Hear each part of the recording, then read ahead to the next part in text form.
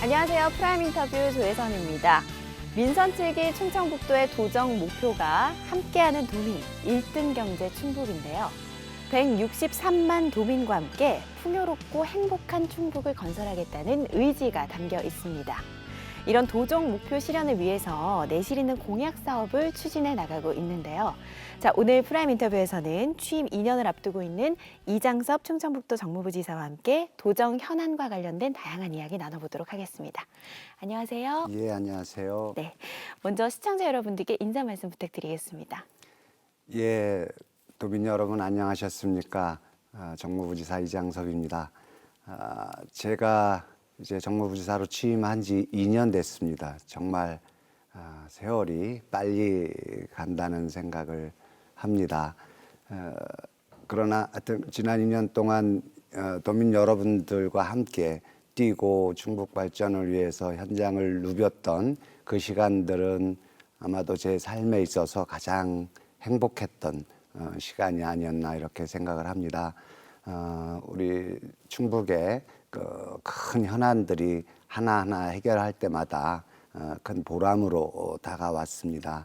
우리 큰 현안이었던 충북선 철도 고속화 사업도 잘 해결이 됐고 충북 내륙화 고속도로라든지 투자 유치 그리고 정부 예산 등등 여러 가지 현안들이 특히 올해는 많이 해결된 해여서 더욱 보람되게 생각을 합니다. 그러나 또 도민 여러분들 보시기에 부족한 측면도 많이 있으리라고 생각을 하고 도민 여러분들 질책도 기울여서 좀 더 효율적이고 미래지향적인 충북도정을 만들어 가는데 더욱 노력하겠습니다. 네, 그럼 이제부터 도정 현안과 관련해 좀 자세한 이야기를 나눠보도록 하겠습니다. 내년도 정부 예산안에 관한 내용인데요. 지난 9월 6조 원에 달하는 충청북도의 정부 예산이 국회 심의로 넘어간 것으로 알고 있습니다. 미반영된 그 사업에 대해서 국회 심의 과정을 거쳐야 한다고 들었습니다. 사업 반영을 위해서 도에서는 어떤 노력을 하고 있나요? 예, 올해 그러니까 작년 대비 보면 한 12% 정부 예산이 국회로 넘어갔습니다. 액수로는 5조 9,200억이 좀 넘는 액수인데요.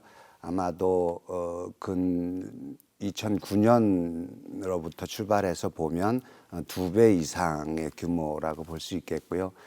이제 국회 심의 과정에서 정부 예산에서 미처 담지 못했던 여러 가지 사업들이 들어가면 아마도 우리 충청북도가 최대의 목표로 잡았던 6조의 예산을 넘어갈 수 있으리라고 봅니다. 지금까지도 정부 예산을 기준으로 해서 볼 때 전년 대비 한 12%가 넘는 증가액이 있었고 그 중에서도 충북선 철도 고속화 사업이라든지 대형 SOC 사업 관련해서는 네. 한 24% 정도의 증액이 됐지요. 그리고 환경이라든지 복지, 행정, 문화 이런 분야에서도 8% 해서 모든 분야에서 골고루 정부 예산이 증액됐던 그래서 아주 좋은 결과로 기대가 되는 연말 국회 예산 심의 과정입니다. 그 예산 심의 과정에서도 또 저희 충청북도 공무원들이 열심히 발품 팔아서 네. 예, 우리 도민 여러분께 내년에는 좀 더 풍요로운 정부 예산 사업을 할 수 있도록 노력하겠습니다. 네. 자, 일자리 쇼크, 고용 쇼크가 우리 경제 화두로 급부상하고 있는 가운데 충청북도가 민선 측이 투자 유치 목표를 사상 최대치인 40조 원으로 정했던 것으로 기억을 하고 있습니다. 이게 엄청난 금액인데요. 현재까지 상황은 좀 어떤가요? 예, 좀 엄청난 규모죠. 그 네. 목표가 현실적으로 이 목표를 이루려면은 굉장한 노력이 필요한데 그런 말이 있지 않겠습니까? 그 토끼를 처음부터 그리면 이게 잘못 그려지면 조그만 생쥐가 되고 호랑이를 그리려고 시작을 했는데 이게 좀 잘못돼도 고양이 정도는 된다 이런 말이 있는데 네. 40조 투자 유치라는 금액이 정말 쉽지 않은 금액입니다만은 그래도 좀 큰 목표를 설정하고 가는 것이 목표 달성하는데 도움이 되겠다라는 생각으로 좀 큰 목표를 설정을 했고요. 네네. 그러나 뭐 또 전혀 불가능한 정도는 아니고요. 올해 이제 10월 기준으로 해서 한 14조 정도의 목표를 달성을 했는데 올해는 뭐 좀 무리가 없겠습니다. 그러나 이제 그 우리만 노력해서 되는 일이 아니라 경제라는 것들이 우리 대한민국 전체 또 글로벌 경제까지 포함해서 본다면은 투자 유치 환경이 그렇게 썩 좋은 것은 아니다 싶어서 어려운 점이 있습니다만은 또 특히 중국 같은 경우는 어떤 뭐 부존 자원이 있는 것도 아니고 입지적으로 그 해안가를 끼고 있는 지역도 아니기 때문에 네. 어떤 특별한 산업을 육성하는데 좀 어려운 점이 있습니다만은 그래도 저희들이 꾸준히 노력해서 아마도 목표를 초과 달성하지 않을까 이렇게 기대하고 있습니다. 그렇군요. 자, 이번에는 지난 9월에 개최했던 솔라 페스티벌에 대한 이야기를 좀 나눠볼까 합니다. 충북이 태양광 산업을 주력 사업으로 육성 중인데 현재 상황은 어떤가요?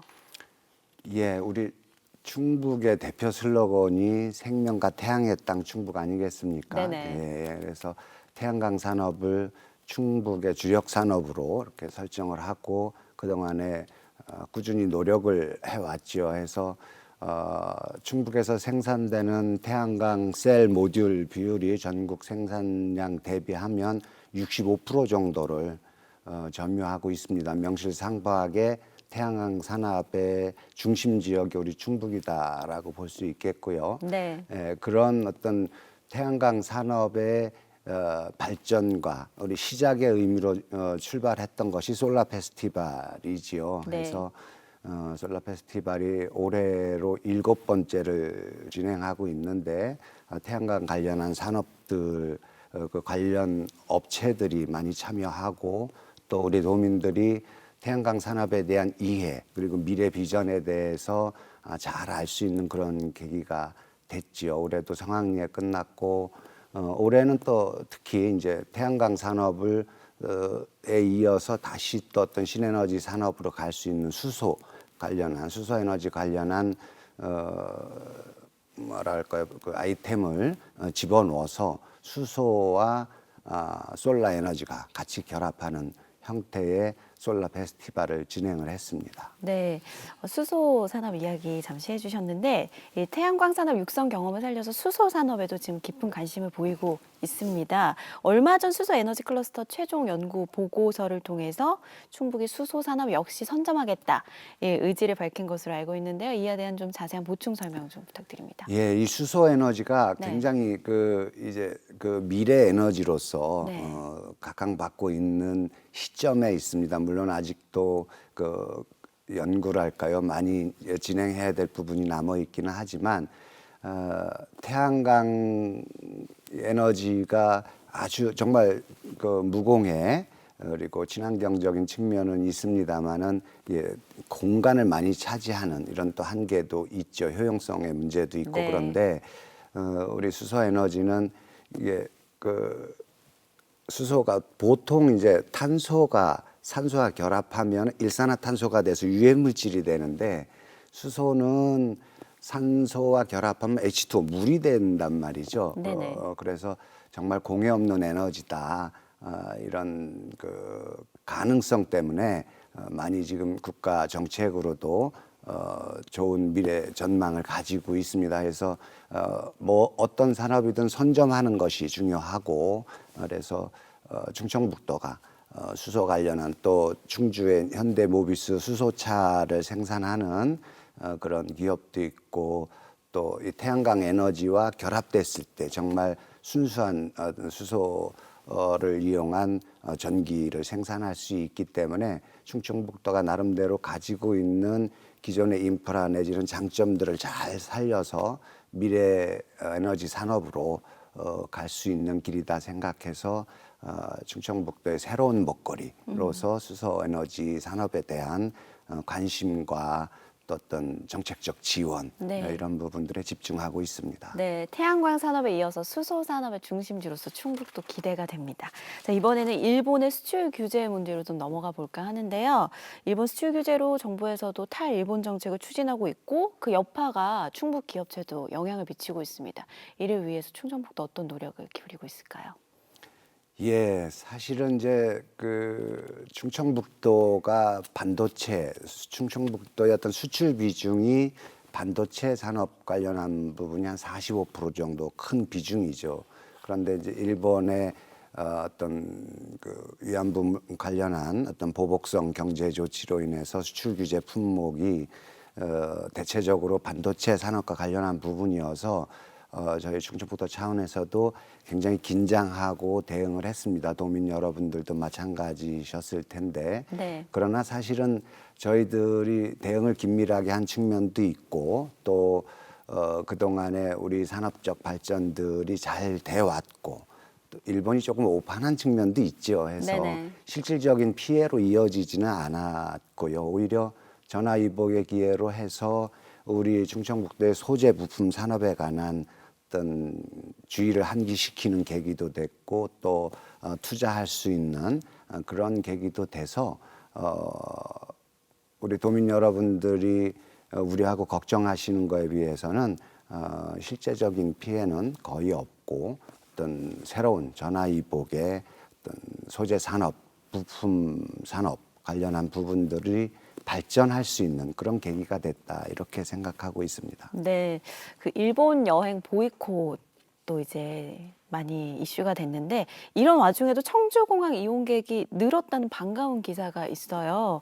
여러 가지 악조건 중에서도 청주공항 이용객이 늘었다는 거는 충청북도의 공항 활성화 대책이 효과를 보고 있는 것 같습니다. 어떤 노력을 기울이고 있으신가요?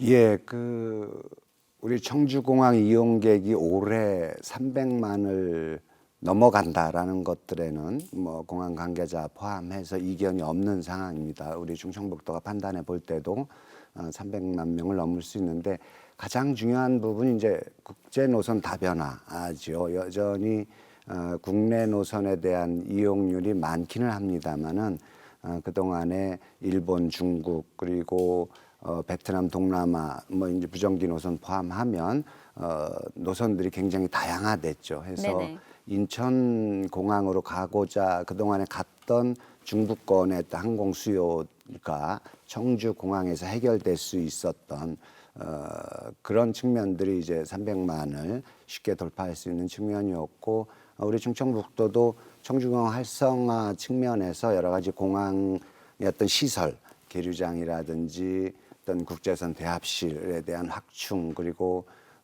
세종, 오송, 청주공항을 연결하는 어떤 고속화도로라든지 중전철까지 계획하고 있어요. 해서 이제 조금 더 지나면 중부권의 거점공항으로서 또 행정수도 세종시의 관문공항으로서 역할들을 톡톡히 할 수 있겠다. 청주공항은 정말 우리 충청북도의 미래처럼 그 전망이 매우 밝다 이렇게 저희들은 판단하고 있습니다. 네, 자 프라임 인터뷰 오늘은 취임 2년을 앞두고 있는 이장섭 충청북도 정무부지사와 함께하고 있는데요. 계속해서 도정 현안에 대한 이야기 나눠보도록 하겠습니다.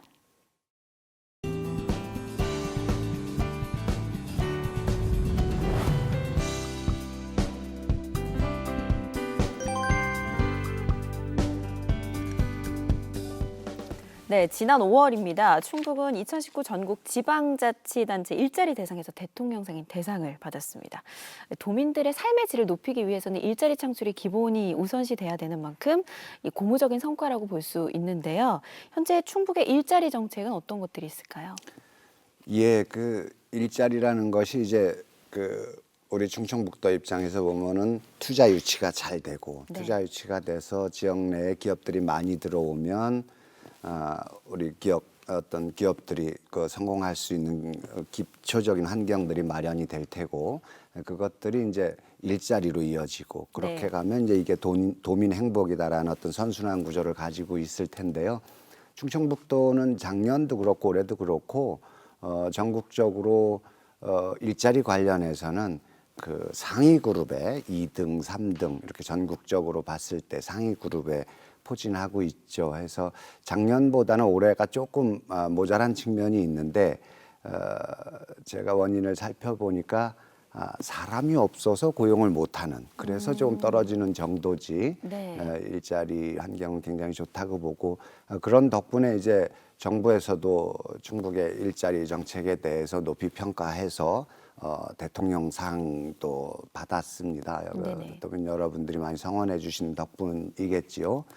저희들은 이제 그 청년 일자리라든지 여성 장애인 해서 각각 부문의 특성을 가지고 그것에 맞는 어떤 일자리 정책, 지원 정책들을 활용을 했어요. 그래서 청년들에게 맞춤형 일자리를 주기 위한 취업 교육도 하고 또 청년들이 대체적으로 이제 서울 뭐 이렇게 대도시로 가고자 하는 그런 측면들이 바로 정주 여건이라든지 내가 여기에서 나의 장래를 계속 갈 수 있겠나에 대한 어떤 의구심 이런 것들이잖아요. 네네. 그래서 그런 부분들을 없애기 위해서 이제 계속 근무하는 청년들에게는 어떤 우리 행복공제라고 해서 어떤 주택 마련 자금도 네.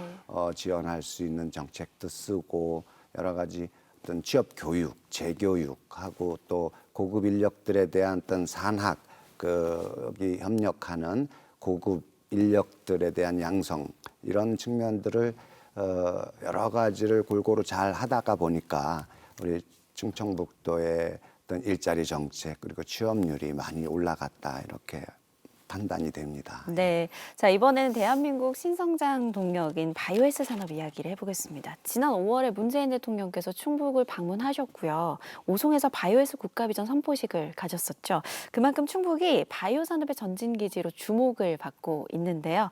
자, 오래전부터 바이오 산업을 이끌어온 충북의 바이오헬스 산업 육성 방안 어떤 것들이 있을까요? 예, 제가 이제 서울에서 근무할 당시에도 그랬고 제 생각도 그런데 그 타 시도의 사람들이 충북을 제일 부러워하는 부분이 우리 바이오 산업에 대한 선점이다. 그런 이야기를 많이 합니다. 정말 네.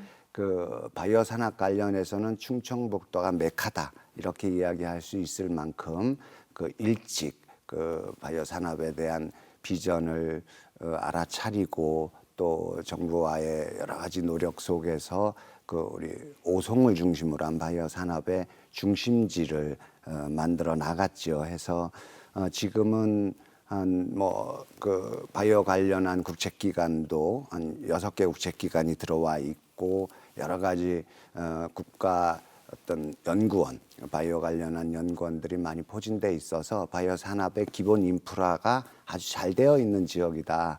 이렇게 볼 수 있겠고 그것에 따라서 이제 기업들도 속속 들어와서 지금 한 530개의 기업들이 오송 지역 내지는 오송 인근 충청북도에 산재해 있으면서 네. 충청북도의 바이오 산업을 이끌고 있죠. 오송 지역 우리 충청북도에는 그 제약 관련해서 대한민국의 한 10대 제약 회사의 절반 정도가 네네. 예, 충청북도 또 오송 지역에 와 있다라는 것들이 이제 큰 의미가 있을 테고 그런 것들을 높게 평가해서 대통령께서 지난 5월에 오셔서 오송 바이오헬스 국가비전 선포식을 또 친히 해주셨습니다. 해서 우리 바이오 산업 담당자들 그리고 우리 도민들 그리고 바이오 관련 기업체들이 크게 고무되고 국가 정책에서 바이오 산업에 관한 부분들에 대한 큰 지원도 받을 수 있고 그런 약속도 받았고 해서 향후 우리 충청북도가 살아가는 데 있어서 큰 중심 산업으로서의 바이오 산업이 자리 잡을 수 있는 이제 틀은 다 마련이 되어 있다라고 생각이 듭니다. 지금 오송 같은 경우는 이제 1차, 2차 산업단지가 완성이 돼서 돌아가고 있는데 더 이상 기업이 들어올 수 없을 만큼 포화 상태까지 와 있고요 해서 제3산단을 국가산단을 현재 추진 중인데 네.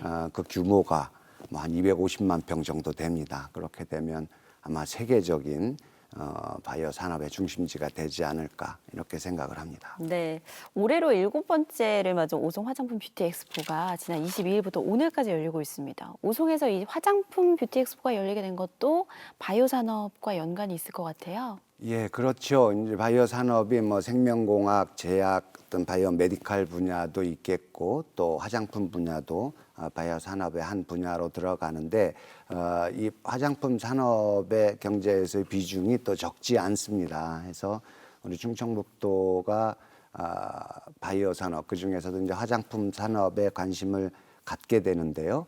그 충청북도에서 생산되는 이 화장품 총량이 네. 우리 전국 대비하면 한 34.4% 정도의 이 정도면 아마도 단일 어떤 광역 자치단체에서는 가장 큰 규모이지요. 해서 그런 우리 화장품 산업을 발전시키기 위한 일환으로 오송 화장품 뷰티 산업 엑스포가 현재 7번째 운영되고 있습니다. 그래서 네. 이번 주 일주일 내내 진행되고 있는데 정말 저도 매일 가보지만은 많은 사람들이 오고 또 이 오송 화장품 뷰티 산업 엑스포는 이게 B2B 즉 이제 기업과 기업 간의 어떤 수출 어떤 바이어들이 구매 상담을 하는 것들이 주된 목적이죠. 그러나 네. 그것뿐만이 아니라 우리 도민들을 위해서 B2C 해서 이제 고객들과 기업들이 만날 수 있는 장도 재미있게 열려 있습니다. 그래서 오송 역사를 주변으로 해서 이 로드샵처럼 쭉 그 국내 내지는 충청북도에서 생산되는 화장품들이 전시되어 있고 판매도 하고 할 수 있는데요. 제가 일주일 동안 오송 화장품 엑스포 현장을 계속 가서 이것저것 그 화장품 발라보고 했더니 예, 한 10년은 제가 젊어진 것 같습니다. 피부가 네, 엄청 좋으신 것 같아요, 예, 덕분에. 도민 여러분들도 오송에 가시면 네. 예, 아주 훨씬 젊어질 수 있을 거라고 봅니다. 네, 이번에는 화제를 돌려서 미래해양과학관 건립 문제에 대한 이야기를 좀 해보도록 하겠습니다. 건립 예비타당성 조사가 한국개발연구원에서 진행 중인데 11월에 결과가 나온다고 해요. 현재 추진 상황은 어떤가요? 예, 이 미래해양과학관이 사실 이제 3수째입니다. 세 번째 도전을 하게 되는데요. 네네. 사실은 정말 쉽지 않은 이게 정부 입장에서 보면 이게 과연 성공할 수 있는 어떤 프로젝트냐 이런 의문점들을 많이 가지고 있고 그래서 더욱 어려운 사업인데요. 그 저희들은 역발상을 한 거죠. 이게 이제 해양과학관이라 그러면 주로 이제 해변 쪽에서 그 관광객들을 대상으로 해서 어떤 해양 전시 시설을 마련하는 것 뭐 이렇게 이제 생각을 하고 있는데 저희 충청북도에는 바다가 없지 않습니까? 네. 그러면 이 그 바다가 없는 곳에 해양과학관을 짐으로 해서 어떤 바다의 혜택을 볼 수 있는 어떻게 보면 이제 그 국민 평등권 측면에서 우리 내륙 자치단체인 충청북도에는 꼭 필요하다 이런 논리를 현재 피고 있고요. 이제 또 열심히 노력해서 예비 타당성 조사의 막바지인데 이 예비 타당성 조사의 핵심이 설문조사입니다. 우리 네. 국민들이 이런 그 시설을 만들면 이용하겠느냐라는 설문조사인데 우리 도민 여러분들께서 적극 협조해 주셔서 그런 설문조사가 오면 적극적으로 이용하겠다라고 대답도 해주시고 타 지역에 계신 분들한테도 우리 미래해양과학관이 충북에 꼭 필요하다라고 네. 홍보해 주시면 3수째인 우리 미래해양과학관이 올해는 성공할 수 있지 않을까 이렇게 기대하고 있습니다. 네, 충북의 미래해양과학관이 건립되도록 저도 응원하도록 하겠습니다. 자, 그리고 지난 국회 국토교통위원회 세종시 국정감사에서 KTX 세종역 신설 문제가 다시 언급이 됐어요. 어떻게 생각하시는지 의견을 여쭙니다. 사실은 끝난 거죠. 모든 정부 정책이라는 것들이 정부가 그 정책에 대해서 어떻게 할 것인가에 의지를 표명을 하고 결정을 하면 그 사안은 끝났다 이렇게 볼 수 있겠는데요. 세종역 설치 문제는 우리 국토부가 공식적으로 설치가 불가능하다, 설치 계획이 없다라고 공식적으로 결론을 낸 사안입니다.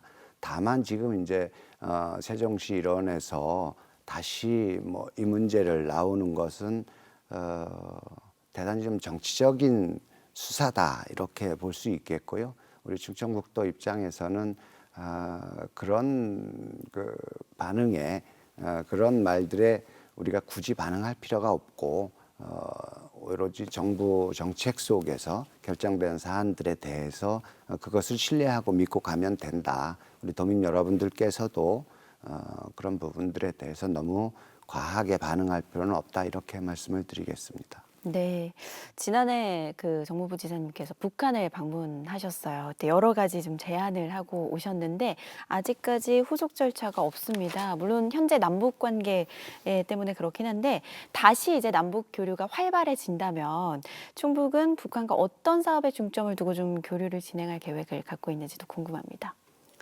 예, 남북 관계가 참 종잡을 수가 없죠. 네네. 그러니까 제가 작년에 평양 갈 때만 하더라도 곧 어떤 남북 간에 여러 가지 왕래라든지 좋은 일들이 일어날 것 같은 기대가 정말 컸습니다. 그런데 그 후 1년을 보면 굉장히 또 어려운 국면, 현재까지는 더 그런 상황인데 그 새벽이 올수록 그 어둠이 더 짙어지고 또 추위도 더 짙어진다 그러죠. 이제 네.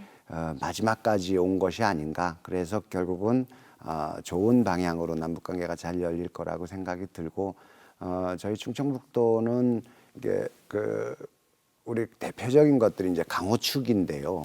강호축이 호남과 강원도를 연결하는 국토의 X축 중에서 가장 중요한 부분일 텐데 그것의 종착점은 유럽까지 가는 대륙 횡단 철도 아니겠습니까? 그래서 그렇게 본다면은 이 철도가 지나가는 북한의 곳곳에 우리 충청북도의 산업도 집어넣고 또 충청북도에 도움이 되는 어떤 인력도 우리가 받아올 수 있고 해서 구체적인 어떤 그 분야별 계획보다는 좀 더 폭넓게 잡으면서 북한과 우리 충청북도가 호혜적으로 일방적인 어떤 혜택은 그 오래가지 않지 않겠습니까? 해서 북한도 도움이 되고 우리도 도움이 되는 산업들로서 잘 준비했다가 남북이 평화로운 시대가 오면 바로 실행할 수 있도록 이렇게 노력할 예정이고요. 해서